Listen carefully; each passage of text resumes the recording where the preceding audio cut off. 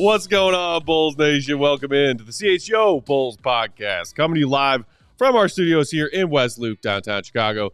I'm Peck, Bulls_Peck. My guy, Will Gottlieb, Will_Gottlieb, perfectly coiffed, freshly back from Milwaukee. It's not you. You're not. I know I'm saying he's doing it in the absence of Big Dave. Dave comes second. I say bow, and then they do me. I know. Even if Dave's not here, the bow must be said. Your hair was beautiful Bowels last on. night from the Fiserv. I was watching the post-game show. It was amazing. Thanks for watching. Always perfectly Thanks for the coiffed. compliment. And in case you couldn't tell, it's our guy Law on the draw, on the controls. Hello. What's up, Law? Hi. How we doing? Oh, I'm great. Doing- I am mostly finished with a draft latte from a delicious coffee shop down the street. So I'm ready to work tonight. What time did you get here today? 4 o'clock, sir. Okay. Oh, but you got I thought it was being Blackhawks interrogated. pre and post on deck. Yes. Okay. I was just curious because, 4 p.m. Goat had a late night last night getting back from Milwaukee after Bulls Bucks. I know you had a late night last night, and shout out to you helping some of our newcomers on the production side of Shout things. out to our newcomers. I mean, shout out to Katie, who just did a phenomenal job last night. The best. Supposed to be training day one, and instead she just produced pre and post for us. Yeah, we made it training day, the Denzel Washington version. Yeah, exactly. No guns were involved in the making of our show last night. No, not that I'm aware of. Other than the biological guns of Uncle Will Purdue sitting in that chair True. over there. Yeah, that was great. It was crazy to see him I know. in action. I know. Crazy. Really He'll be back with us tomorrow for pre and post of Bulls Keep my preseason chair game warm for me. number 4. All right, guys, we are going to dive into this fascinating exclusive one-on-one that Goat got with Josh Giddey after Bulls shoot around in Milwaukee yesterday. And credit to Giddey. He was very transparent in a lot of his answers about what he went through that last season at OKC and his transition into his first year with the Bulls. A lot of juicy stuff to get into. Before we get to that, though, wanted to touch on a bit more of what Billy had to say after the game last night, specifically about some of the younger guys on this team and how he sees this rotation coming together for the Bulls' first handful of games this season, because he was talking about a number of different guys last night, but specifically was fielding a question about how Julian Phillips looked good last night again after a very strong second preseason game when he was, draining all those threes. Left the game with what they called a rib contusion. And Goat, can you confirm they did x-rays on Phillips last night in Milwaukee and the x-rays were negative? Correct. Okay. Good news there. And any further update as far as his availability for the remaining preseason games, or? No, there was no media access today, so we haven't heard from him. We will have shoot-around tomorrow. Typically, in shoot-around days, we don't hear from Billy Donovan, so it might just be pregame that we get the update, but we'll talk to PR and see if they have any updates for us. But it did not seem like it was going to be a long-term thing, and I think in general, as we've seen with, Jalen Smith, Kobe, Ayo, Zach, Vooch, Patrick, like basically the 7 of the top 8 guys were out last night. I think they're just being extremely cautious. Right. Yeah. Which, makes perfect sense. Billy had a lot to say about Julian last night, and I liked a lot of what he said. And we'll get to the dilemma part of this in a minute, because Billy did use that exact word when talking about the rotation, all these young guys who need minutes this season. He called it a dilemma. But the first thing he said about Julian is that his favorite part of Julian is he knows who he is as a player. He said, quote, "I think that's one of the most difficult things for young players. As they get up here, they don't know who they are. Julian knows who he is," and then went on to describe all these different specific parts of Julian's game. His physical activity, his high motor running the floor, his very confident catch and shoot stuff that we've seen in this first, few preseason games. And I don't know about you, Go, but I think that is a pretty fair and apt description of what we've seen from Julian Phillips his rookie year and now just through a few preseason games. Absolutely. I mean, you need to know what you need to do in order to earn and carve out a role for yourself. And I think Julian whether or not he has more in his game is like kind of beside the point. Maybe he does, maybe he doesn't. Maybe there are times where he's able to stretch it out a little bit more and you've seen him put the ball on the ground, attacking closeouts and things of that nature. But he knows that in order to get minutes, in order to get onto the court for himself, he's got to defend at a high level. He's got to be a good athlete. He's got to attack closeouts. He's got to get threes up quickly, and he's got to defend. And he does all those things at a pretty high level for, a second-round pick in his second year. So I think that with all these young guys, like Billy's been very careful, and I agree with him, to not put too much pressure, to not say like they're great players already, but to say they've got some interesting skill sets. They're improving within that. And here's where else they have to go in order to grow even further. And so I think that was something that, we heard him talk about with Dalen, with Adama Sanogo, with all these younger players that are getting big minutes over the last couple of games here. And I think Julian, just the Bulls need, and really they have needed for the past couple of years with DeRozan and Levine and all those guys, like that 3-and-D wing who can just defend, get out on the break, run, attack the glass on both sides, and catch and shoot. And I feel like with Julian Phillips developing his jumper the way that he has, the release has been quick. It's been consistent. It's really smooth. It's just a very easy shot. And now you're starting to see him be really aggressive attacking the glass. I just think he's become a solid role player if he can continue to grow into that role. And, Julian is one of many. Shout out our guy Rob in the comments mentioning Peter Patton, referring to him as General Patton, doing work. Hopefully the 3-point percentage rises even for Dalen and Vooch. We've seen the strides that some of these younger players have made for the Bulls in the last couple of years since the hiring of Peter Patton. Wait, Patton was hired before the beginning of last season? Yep. Came on board for the 23-24 season. So Patton's entering his second year as part of the Bulls coaching and development staff, and we've seen those strides made by players.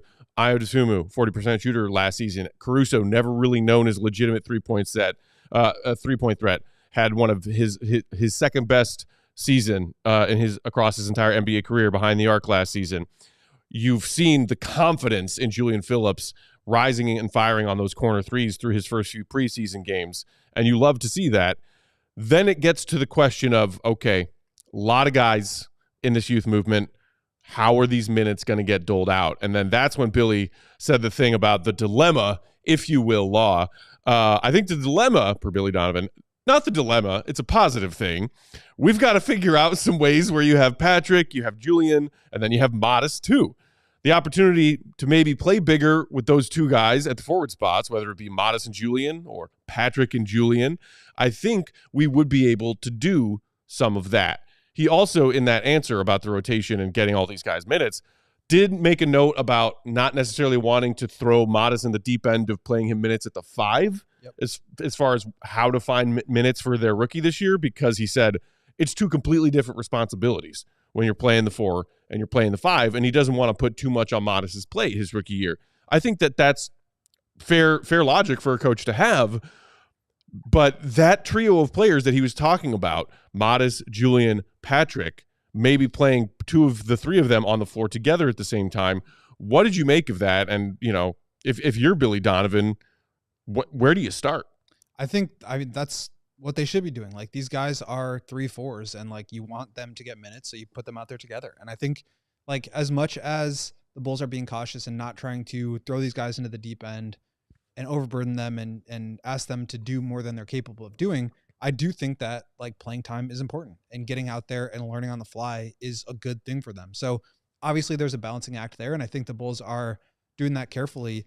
But they've talked about, well, there's Ayo, there's Kobe, there's Lonzo, there's Giddey, there's Zach in the backcourt, and you're going to need to probably play 3 guards together. But then there's also Julian and Dalen and Patrick and Modest now, who need minutes at the 3 and the 4. You have to be flexible and kind of stretch these guys a little bit more than maybe you would in a normal situation to get them all minutes, which, as we just talked about, like, they all need. And so right. I think you have to be creative with that. And I think ultimately, like, that's what the Bulls should be striving for, is like, in the modern NBA, you need like 6'7", 6'8" athletes across the lineup that can dribble, pass, shoot. And in order to get to that point, you've got to, one, draft the physical tools, which they have. They've done a good job of that.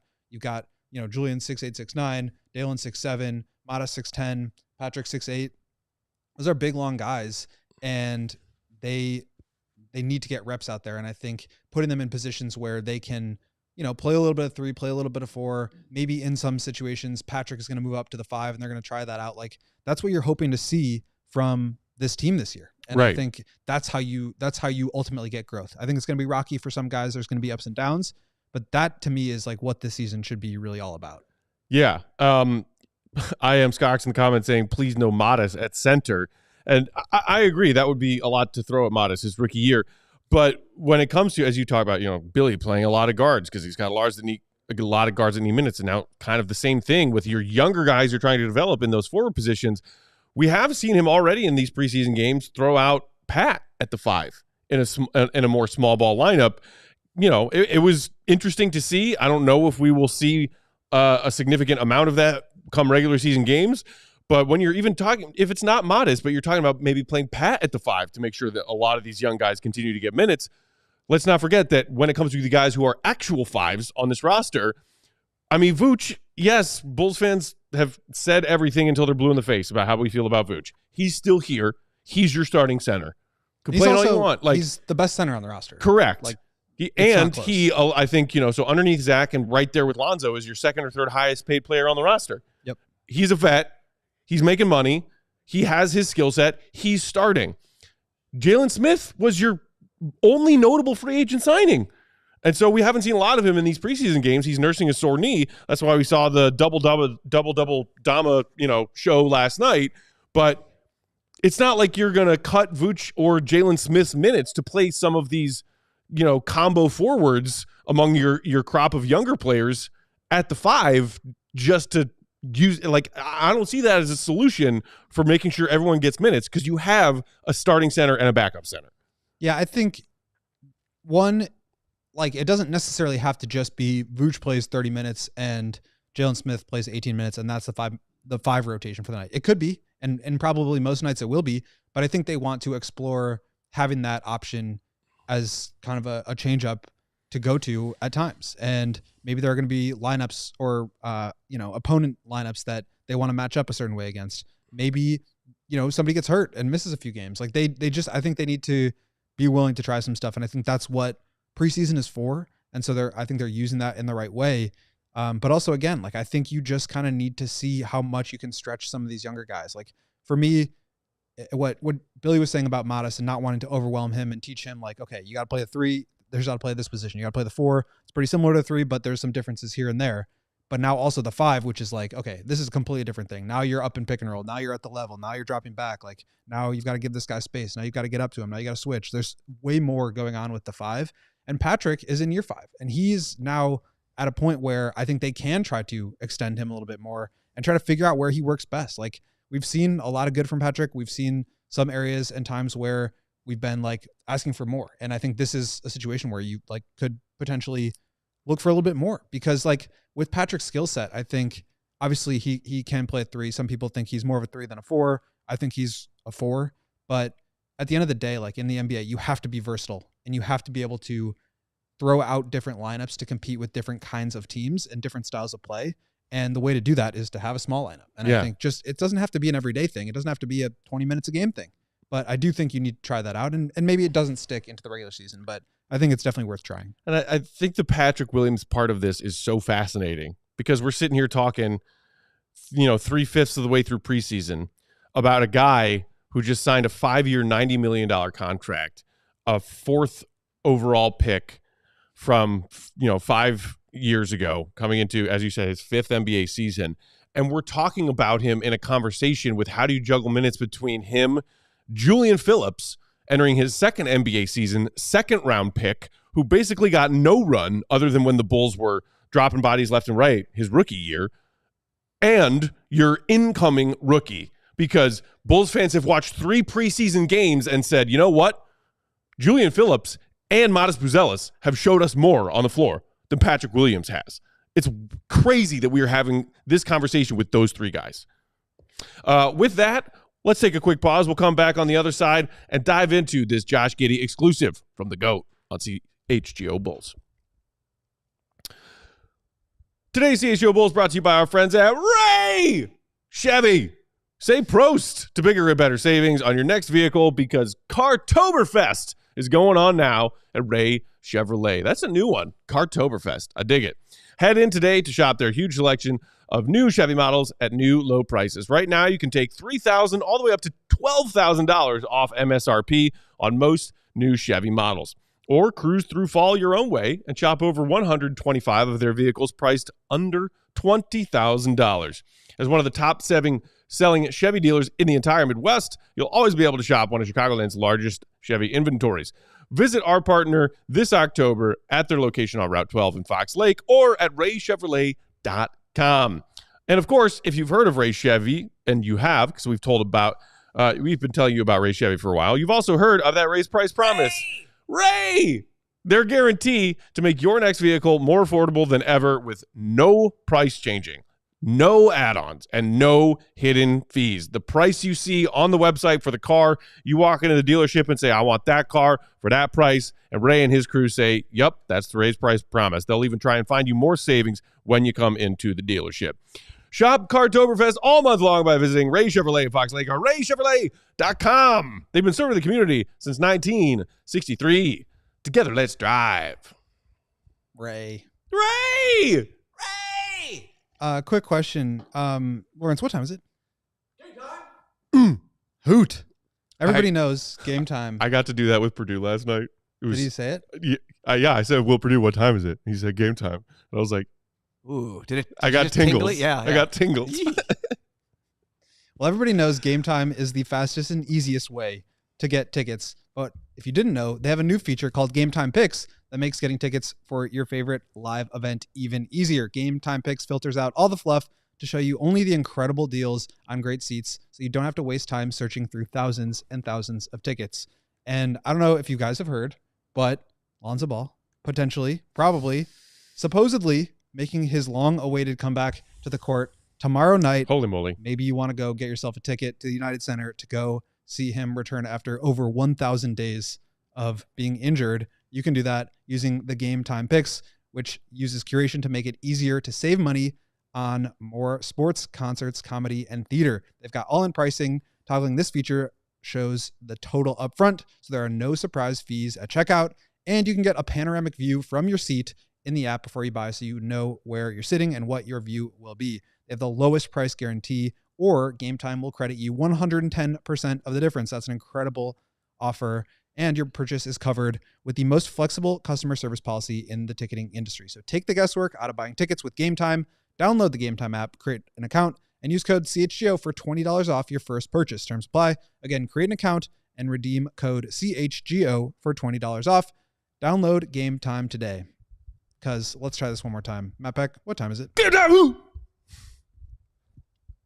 Now, you said try it again. Does that mean I screwed up? No, we just need to do it at the front and then at the back. Okay, just checking. No, you did a great job. All right, guys. With that, let's dive into this exclusive Q&A that Goat got with Josh Giddey up in Milwaukee yesterday. It is, by the way, for all of you CHGO diehards only. So there's your latest reason to sign up to become a diehard if you aren't already. I like how you kind of moved through this series of questions with Josh yesterday, Goat, because, this guy's had a whirlwind 18 months. Yeah. And, he was clearly a piece of this young up-and-coming Thunder team, had a really strong second season, and then kind of got phased out or pushed off to the side a little bit with this Thunder team that came out of nowhere, all the way to being, one of the top teams, the top team in the Western Conference last season, along with the emergence of now suddenly MVP candidate Shai Gilgeous-Alexander. And I thought, let me just say off the bat, and then toss it to you, I was incredibly impressed by how open and self-reflective and aware that Giddey seems to be about how all of this went down, his final season in OKC, getting traded, and everything that went into making that happen. Well, even before that, look, Josh has been with this team for like 2 weeks. Yeah. He's been doing media with the Chicago Bulls for like 2 weeks. We talked to him briefly over Zoom when the trade first went down, and then we had him at the podium on media day. We've talked to him in a scrum like once since then. And so I had been wanting to like get in touch with him and just kind of ask him how things have been going, how he's been feeling about things. But I just haven't had a chance to like really get to know him. And so, obviously with like the way that media works, road shoot around games are good access basically. And so I had an opportunity to sit down with him, and I just like up front feel like he went out of his way to open up and be really authentic more than he probably needed to, given how much I know him. Like he didn't have to like let his guard down at all and talk about like some of the challenges that he's been facing. And so like you mentioned, I mean, obviously there was the off the court stuff, which he's asked reporters to like not ask him about and just said that he's not going to talk about it. There's the on the court stuff and just not playing well, kind of falling out of the rotation a little bit, ultimately being benched in a playoff series, which he said was kind of like a low point for his confidence. Although his confidence had taken a big hit prior to that. And so just for him to like come up and be willing to talk about that with a guy who I've like seen him around and asked him some questions and joked around with him here and there, but like, we don't really like know each other. And so I just thought that was really cool that he was willing to do that. But yeah, I mean, I think the whole thing, just like big picture, it reminds you how human these guys are. And he's like a 22-year-old kid. Yeah. Just at his 22nd birthday. He's like, we were talking about social media and like seeing the comment section and just, you know, how that can affect somebody. And I really appreciated the way that he opened up when he really didn't necessarily need to. Yeah. And speaking of opening up, acknowledging that low point you were talking about, Law, if you want to toss that quote up there from Giddey talking about last season with OKC, we just got good and things changed. At the end of the season, obviously the playoffs, we went in a different direction in terms of the rotation for that Dallas series. Obviously my confidence was probably hit before that, but that was probably like, you know, when you get benched in the playoffs, a low point is probably a good way to put it. I'm like, talk about an ego taking a hit for a young player in the NBA who people's heads were turning when Josh Giddey came onto the scene as a rookie and was doing some nice things. And then, you know, his game and his stats ascended to an even higher level his second year. And I mean, to have to just face that. And I think, you know, he also said, like, it's not an indictment of me. I think it was a more compliment to how good we got as a team. But at the same time, if you're watching your playing time shrink and shrink and shrink along with your role on the team, all the way to the point of like you're basically taken out of the rotation in a playoff series when your team's trying to make it to the NBA Finals. Yes, it's a compliment to how good we got as a team, but the team got better as your role decreased. That's a hard thing to have to face. And I think also, you know, that's a good point. I think that's part of it. But I also think that like when he says like it's not an indictment of me, I think what he's trying to say is like it's like they grew past him a little bit. Like he's still a good, talented young player who has room to grow, but this team just like kind of lapped him a little bit. And I don't think that's like anything wrong with him. It's just the fact of the matter. And, you know, we've talked with our buddy C-Red Fred a bunch about this. And he's always said like, if Giddey can't be successful on a Thunder team with like the most shooting around him, then like he's not going to be successful here. And I think that's a valid point. But I also think that just because they're shooting around him, like he was asked to be one of those shooters. He wasn't like the ball wasn't still in his hands. And when you hear him talk about the way that he regained some of that confidence playing with his Australian national team in the Olympics because he had the ball in his hands and he was able to get back to being the kind of player he was. Look, maybe it does work out, maybe it doesn't, but I do think that situation matters here. And just because the talent around him in OKC was really good doesn't necessarily mean that it was optimized around him to maximize his strengths. And I think he felt that. Like he said, like, I was in the dunker spot. I was a catch and shoot guy. Like I'm not a 3-and-D player. I'm just not. He's a table setting point guard. And I think getting back to that, having an opportunity to just like be away from the NBA world, whether it's like, you know, people on Twitter losing their minds about playoff rotations or off court stuff or whatever, the trade, whatever it may be, getting the ball back in his hands, playing at a high level and like feeling invigorated by that, I think really helped him, in his words, like get back to me and get back to having that confidence that, you know, he played well with in his first 2 years. Yeah. And, you know, it's interesting the way he talked about it. You mentioning some of the things he said about, you know, being turned into a 3-and-D kind of player, catch and shoot threes, hanging out in the dunker spot, screen and roll, saying like, that's never been the player I am. I was asked, and he did also say, look, the Thunder's coaching staff was very transparent with me throughout the entire process as things were kind of evolving and my role was shifting. And he credited them to say it's not like this was all happening and I was left out in the cold not knowing what the heck was going on. It's like they talked to him about his role changing because of the emergence of some of these other quasi-star players, not only SGA, but Jalen Williams and the complementary pieces, and morphing the way that they played and taking the ball out of his hands, so to speak. And like a hard thing for someone who's basically been a self-identifying point guard his entire basketball life, his entire career at all levels, to then try to adjust to that. Because you see players in the NBA be asked to adjust who they are and their role. Heck, even right here with the Bulls over the last couple of years, how many times has Kobe White's role changed since being drafted by the Bulls in 2019? How many times has Ayo Dosunmu's role changed since being drafted by the Bulls 3 years ago?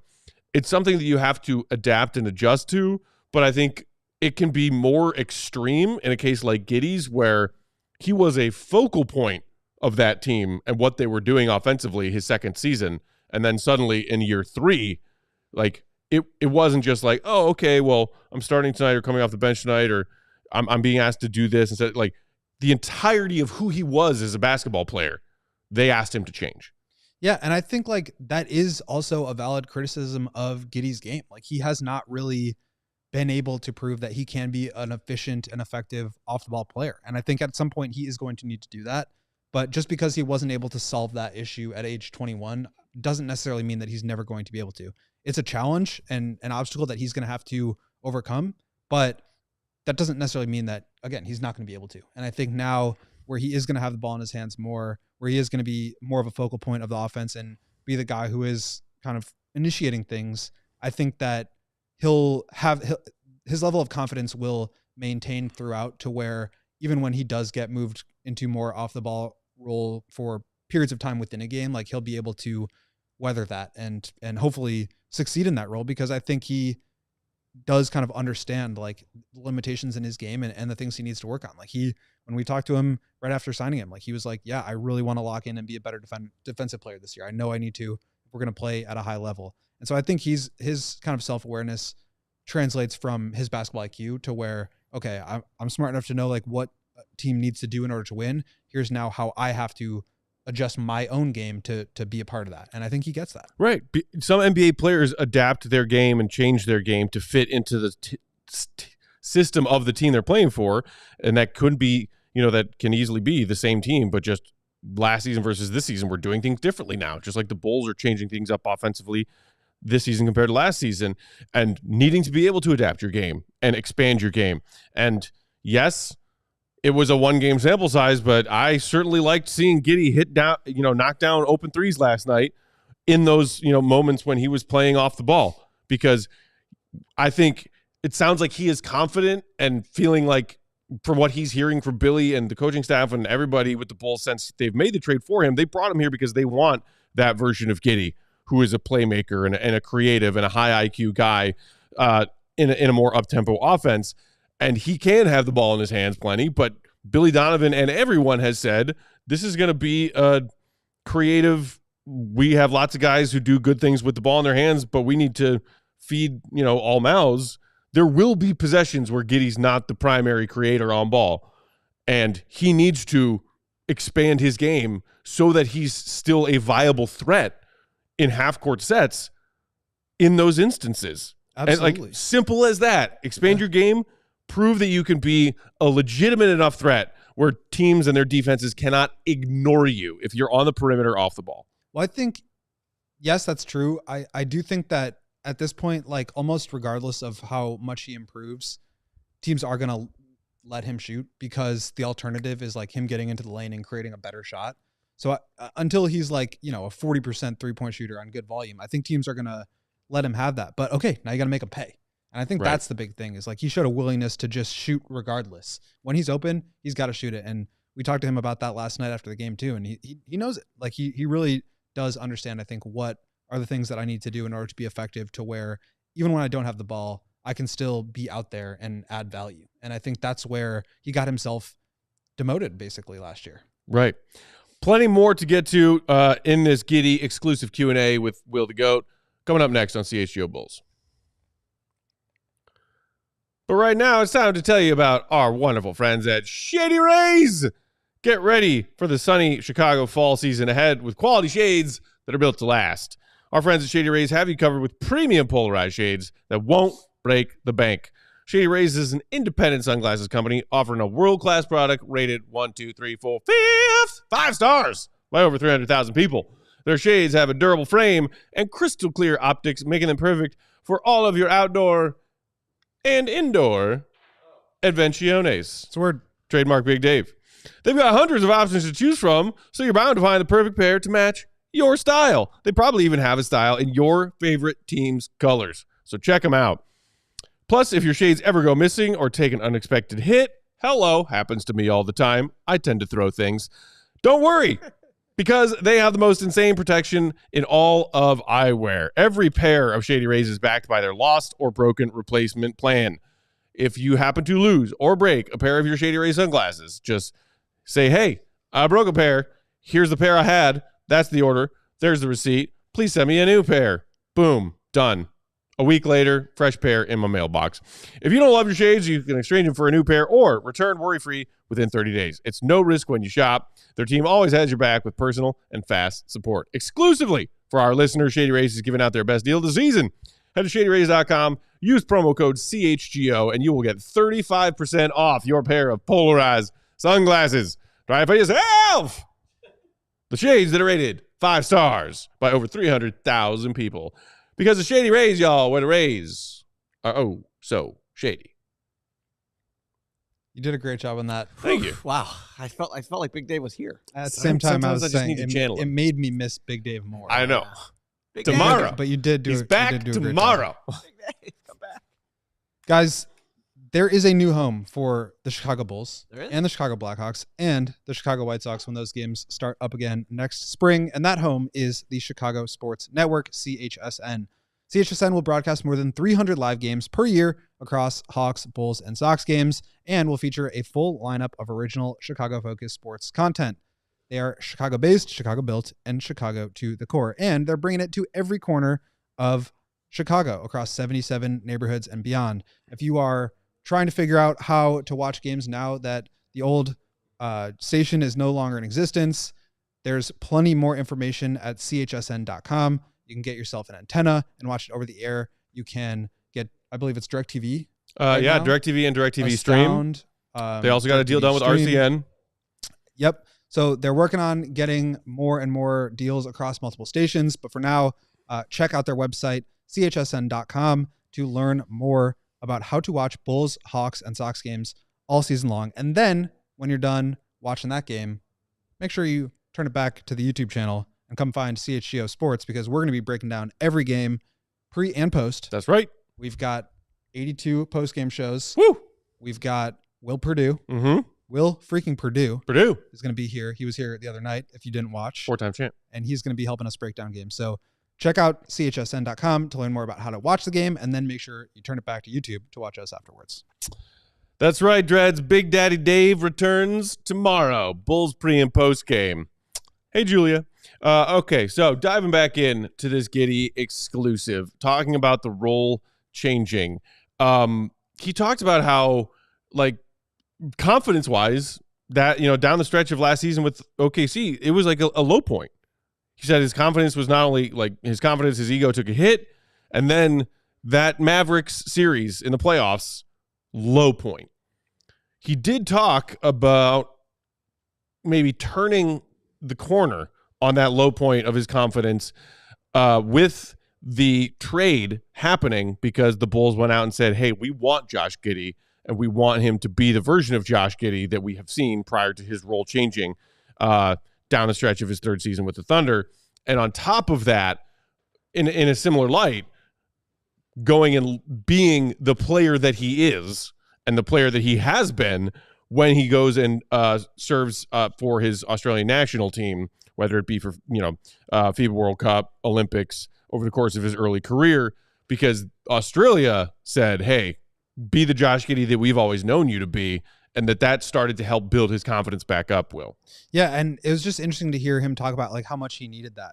He said there were so many ups and downs last year. There were good games, bad games, games where he was being guarded differently. You know, with the way that the Thunder were constructed, they had a stretch big in Chet Holmgren where you could put a perimeter defender on him, and now you could move your big onto Giddey because they weren't concerned about him shooting or breaking you down off the dribble, off the ball. And so I think that really shook him, and it made him have to reevaluate, like not his skill level necessarily, but just like, can he be successful in that role? And I think ultimately kind of what happened after that was the Thunder said, can we bring you off the bench this year? And he said, actually, I'd prefer to look for another team and asked to be traded so that he could have another shot at being that point guard. And so you get back to the trade happens. He comes to Chicago, and then immediately they go overseas for the Olympics. And I think he just really found himself as a player again. And he said it like, so that summer was really big for me, and it's got my confidence all the way back. And I think even just looking at the way that he can fit in with some of the other players, obviously Kobe and Zach didn't play last night, but some of the actions that they're able to run, just getting the ball up the court really quickly, just his cross court passing when he's driving from the slot or they're running a pick and roll from the top, for him to be able to get into the lane, draw help, and then fire it to a shooter. Like the level at which he does that is different than, a Dalen Terry or even like a Zach or Kobe. Like he's just really talented at that. And so I think that can create easier offense for the rest of the guys around him. And then obviously the pace that they want to play. I mean, that's very much conducive to his skill set, getting up and down, shooting it, spraying it out. And you're seeing guys like Julian Phillips, for example, really take advantage. Yeah. Which is great. I mean, I think we've seen some of that already in these first few preseason games, which, Giddey's played in all of them. He was kind of a question mark that, he said that thing that kind of scared us on media day that was like, wait, he was dealing with his injury because of his time playing for Australia. Has he been a full participant in these training camp practices? But, Billy sat his entire starting five except for Josh Giddey. And I think it was KC's sideline reporting in last night's broadcast saying, Billy mentioned that saying, kind of what you had said earlier, Giddey just got here essentially. And since Australia and the Olympics ending had barely done any 5-on-5 because of that ankle injury. So why not get him out there and go play, even if Zach's not playing, Kobe's not playing, Vooch, Pat, whoever, because maybe with one eye a little further down the road, the Bulls coaching staff and front office are envisioning Giddey trying to get up and down the floor with some of these even younger pieces who did get a lot of run last night. And I think even beyond that, I think that's true. And that's what Billy said pregame was just like, he needs to get himself back into game shape to where he's playing extended minutes throughout the course of the regular season from game one. I think the other piece is look at the way that he's able to help make life easier on some of these guys. Yeah. Like one of the things that Billy said about Julian was that over Summer League, he did not think he played well because he was asked to do so much. And it's like, as a second year player going into Summer League, you have to you feel the responsibility of making plays. And that's just not who Julian is. That's why he likes Julian, because Julian knows that he's a role player, that he's a 3-and-D guy, and that he really excels in that. And that's not like a bad thing. I mean, it's a great thing for him to be so self-aware and to understand how he can make an impact. And so you keep Giddey out there so that he can be in that role and not have to overextend, so that he is looking his best, so that he can just do the catch and shoot threes and attack closeouts and try to dunk on Brook Lopez last night. I mean, that was awesome. He's not doing that if he's the one that's being, running the pick and rolls at the top of the key. And so I think, and same with Dalen, and Adama Sanogo, who Josh Giddey set up a couple of times. It makes it easier out there to develop the younger players when you have a point guard who can set the table in that way. And so I thought even beyond the getting him back in game shape and all that stuff, which is important, I think having him out there to help make sure that you're getting the best out of the young players, right? That's really important. And I think it's kind of an underrated element of what Giddey brings to this team. Indeed. And speaking of Phillips being out there running, I see we have our CHGO Bulls Julian Phillips insider hanging out in the comments. What's going on for us? Saying that Julian's okay, just sore, not sure yet if he's going to play tomorrow night or not. Glad that the x-rays for Julian were negative. And I would assume, given how careful Billy and their medical staff was with holding everyone out of last night's game, that if it's even just a sore rib, there's no reason, zero reason whatsoever. But conversely, if Josh Giddey and his ankle feel fine, then I think there's nothing but positive dividends from getting Giddey out and letting him run and getting as many minutes as you can with especially this crop of young players that he is going to try and build this new offensive system with. And the confidence thing, look, I don't think I've seen Giddey be hesitant at all in these first 3 preseason games. It seems like there's a little bit of growing pains happening, guys not necessarily being on the right page, a couple of misfired passes here and there. And again, we talked about this even when Billy first started talking about playing at a more up-tempo pace, is they like young players, faster offense. Turnovers are going to be a thing. I think, the Bulls had right around 20 turnovers in most of their, or in all of their first 3 preseason games. It's going to happen. But the more reps you do in a system where the ball's flying from side to side and guys are making cuts and you're trying to get in transition as frequently as possible, practice doesn't make perfect. But when it comes to playing a faster offense and getting that chemistry built with these guys in this new system, Giddey being on the floor, I think, is important more so than anyone else if he is a central focus piece of what they're doing in the post-Zach and Vooch era, whenever that comes. Yeah, and like that's exactly what it is. I mean, you look at how the team resembled the strengths of their best player on both sides of the ball last year, right? And we've talked about this. They were a slow it down, walk it up, get into your spots, and, dismantle you or like surgically like take you down, because that's what DeRozan was good at. And that I think is now shifting towards Giddey's skill sets and what he does well. And that is playing with pace and getting the ball up ahead in transition and finding guys in the opposite corner, and just playing a little bit more fast and with more motion and more movement. And I think that can really help some of the younger guys, but also guys like Zach LaVine and Kobe White. Like, I think they are going to be at their best when they are moving and like getting up and down and the advantage is being created for them. I think that's one of my question marks for Giddey this year is like, can he get to a point, and we've seen it from time to time, where he's just not really able to like break a guy down off the dribble and get into the lane. Mm-hmm. That I think is going to be a challenge for him. Obviously he can do it with a screen, and that's maybe all you need, but I do think that is kind of a limiting factor for him, where if he's not really able to do that, it just kind of lowers his ability to be a high-level scorer. And I think ultimately he needs to be a high-level scorer in order to unlock all of his passing tools. So I want to see him continue to work on that. But I just think that, like, when you're talking about a vision of what you want a team to play like, it really does go by your best player. And like Zach and Kobe are so malleable that they can be off the ball. They can be on the ball. They can be shooters. They can be slashers. But they need that one piece that can really form the identity on the offensive side. And I think Giddey is that. Yeah. And talking about him being like a legitimate scorer and rebuilding his confidence, I can't lie. I don't love these weird Giddey floaters we've seen from time to time in these first 3 preseason games. They're weird. He has hit a couple of them. Like, he knocked one down last night, and as soon as it left his hand, I was like, I don't like that shot. And then it went in. And I'm like, okay, but if we're talking about Giddey expanding the ways in which he can be a dangerous offensive player, and not just, hey, I see weird geometry on the floor that allows me to make passes that most guards or most NBA players can't make and won't even try to make, that's great, but what else can you do? And obviously, spacing the floor would be useful. But if he can actually turn himself into a scorer at all 3 levels, and like, I'm not saying I want Giddey to turn into like a, DeMar master of the mid-range player, because in today's NBA, that's the least efficient shot you can take unless your name is DeMar DeRozan, or in like the younger generation of that now on the up and up is SGA, who's also lethal in the mid-range. But like, there's these shots that teams are, and their analytics staff are trying to take out of NBA offenses. And it's obviously as much as you can at the rim, as many good open looks from 3 as you can, with a priority on corner threes, optimizing the efficiency of each shot you take. I don't know that Giddey is capable in ways that are outside the realm of score at the rim and shoot 3.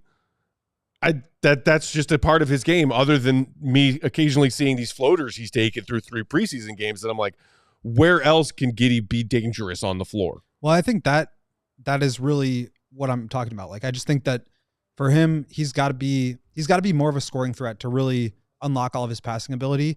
And to this point in his career, he just hasn't really been able to do that at a consistent enough level. So last year, 28% of his shots came from 0 to 3 feet. So just over a quarter of his total offense was from 0 to 3 feet, basically in the restricted area.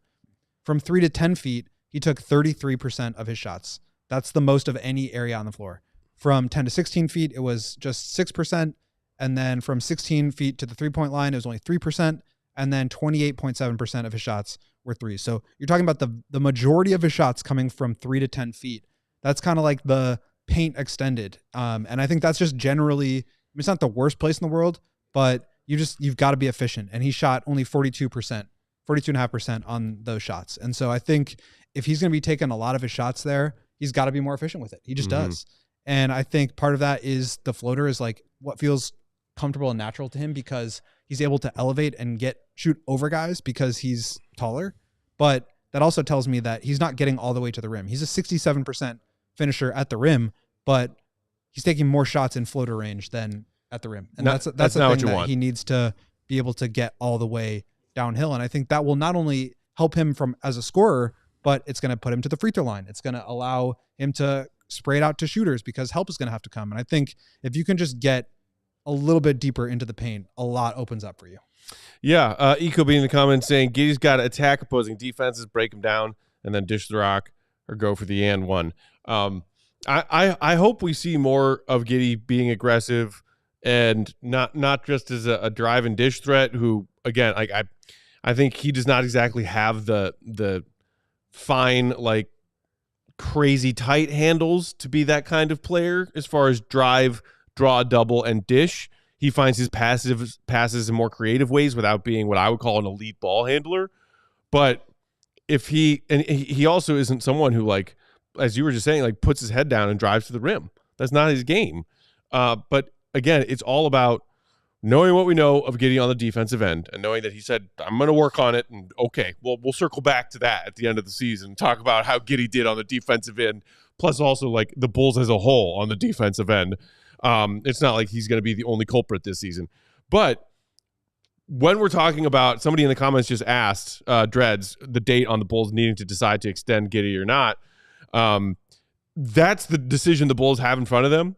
And Giddey needs to prove to the Bulls this season that they want him around and that they made that trade for him, giving up their most valuable trade asset in Alex Caruso because they saw him as a central point of this team moving forward in the post, hashtag continuity era. I right now have no idea the ways in which we might see Giddey try to expand his offensive game this season. All I know is that he has to try to expand his offensive game this season because I think most Bulls fans will not feel good if 9 months from now we're talking about the Bulls signing Giddey to a multi-year deal worth umpteen $1 million and he's the same, more or less, offensive player that we saw 3 seasons with the Thunder.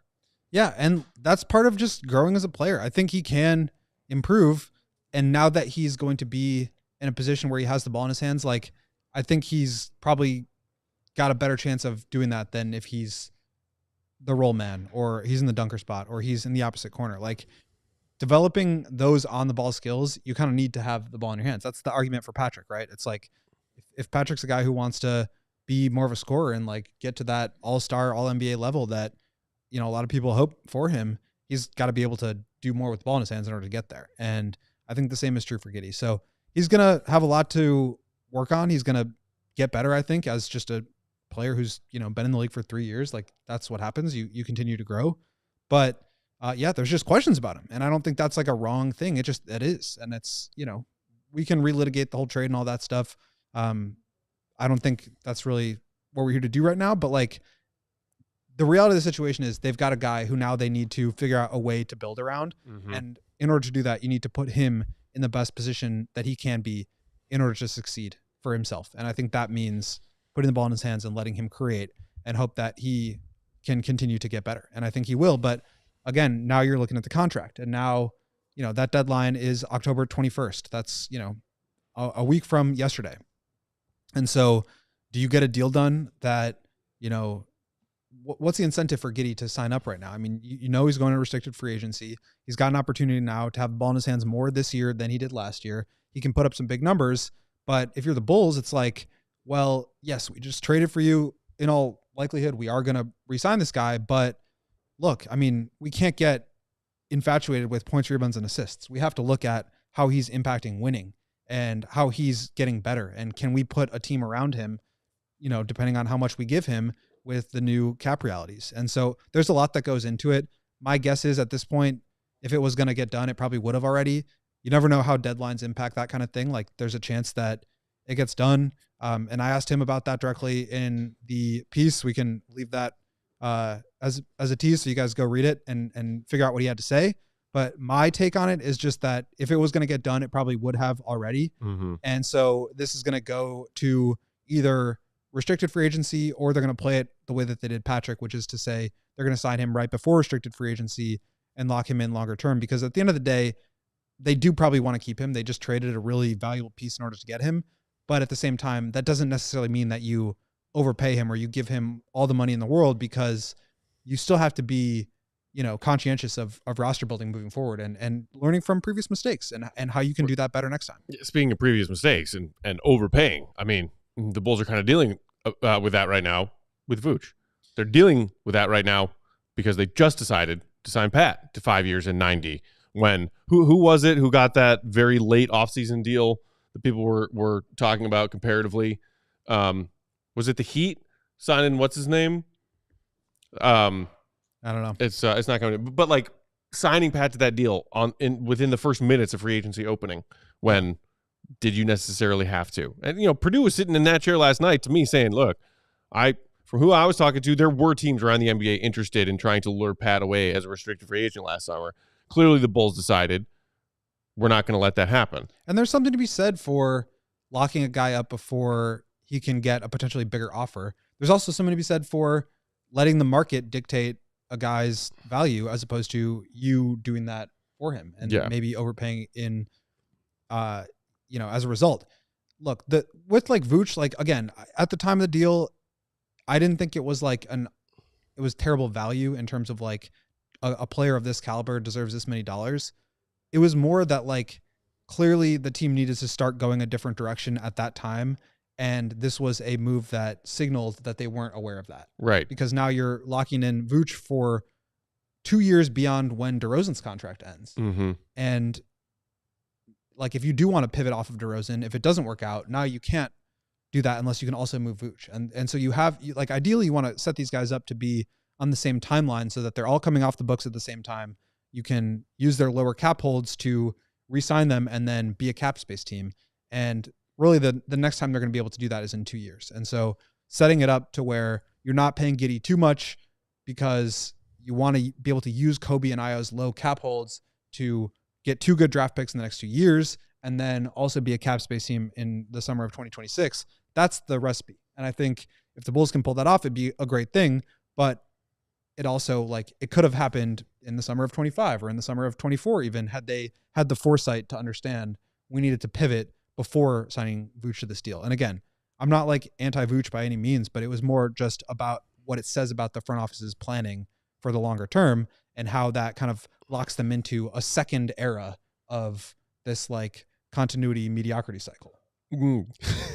Was that an exasperated gasp or a dry heave I just heard coming out of law? I almost threw up in my mouth.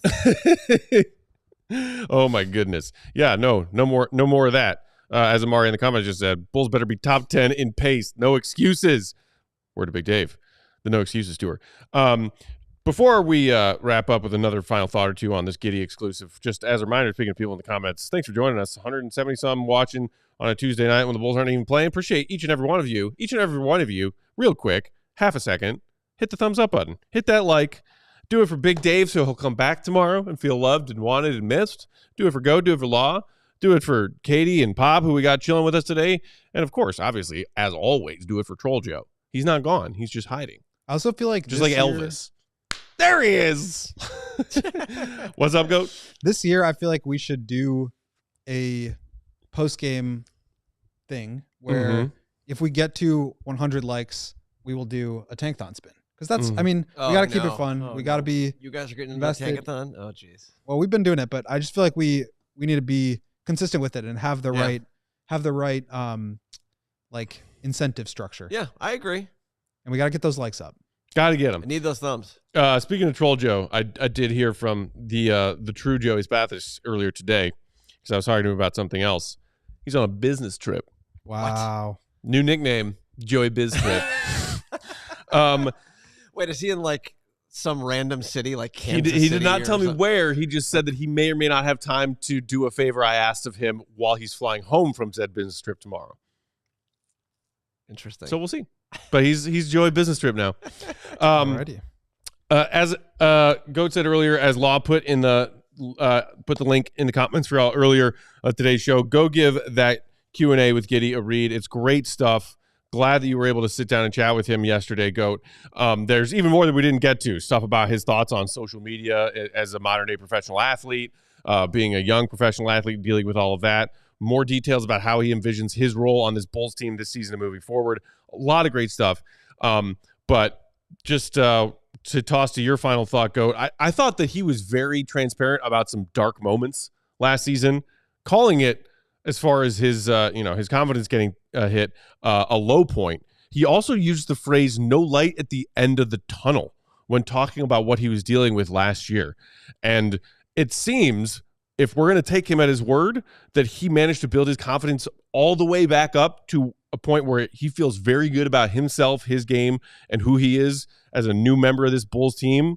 Like he went, down to the end of the rabbit hole and back again.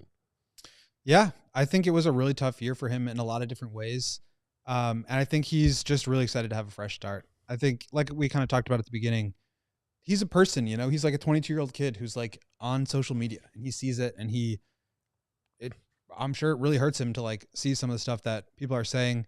And obviously like people are going to have their reactions to whatever it is. But like we kind of talked about, I just think it was cool of him to open up in a way that he really didn't have to somebody who he has basically just met.